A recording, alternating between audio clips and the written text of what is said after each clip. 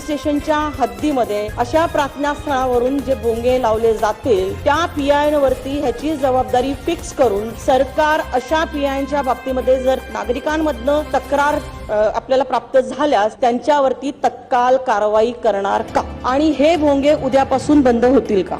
ताईंनी जी मागणी केलेली आहे त्या मागणीनुसार याचं तंतोतंत पालन होत आहे की नाही याची जबाबदारी संबंधित पीआयची असेल. पीआयने प्रत्येक प्रार्थना स्थळात जाऊन हे चेक केलं पाहिजे की भोंग्याची परवानगी घेतली आहे की नाही. आणि सगळ्यांना आपण मीटर दिलेला आहे, ज्या मीटरवर डेसिबल मोजता येतं ते प्रत्येक पोलीस स्टेशनला अवेलेबल आहे. त्यामुळे अशा प्रकारे ते डेसिबल मोजून त्याच्यावर जर डेसिबल पेक्षा जास्त अशा प्रकारे आवाज येत असेल तर पहिल्या टप्प्यात एमपीसीबीला सांगणे, त्यांच्याकडनं कारवाई करणे आणि दुसऱ्या टप्प्यामध्ये त्यांच्या परवानग्यांना रिन्यू न करणे अशा प्रकारची कारवाई या संदर्भात केली जाईल आणि अतिशय कडकपणे याचं मॉनिटरिंग जे आहे ते केलं जाईल. एक अजून गोष्ट याच्यामध्ये आहे की आता एक प्रकारे या कायद्यामध्ये पोलीस हे टूथलेस आहे, कारण ही सगळी कारवाई केंद्रीय कायद्यानुसार एमपीसीबीला करायची आहे.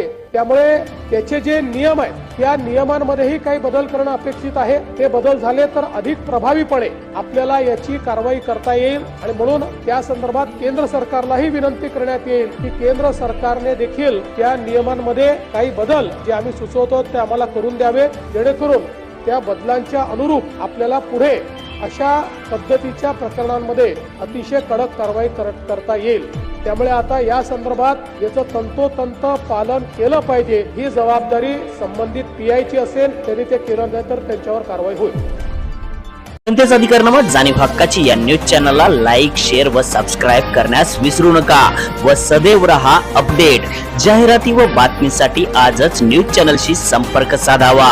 80 87 820 897.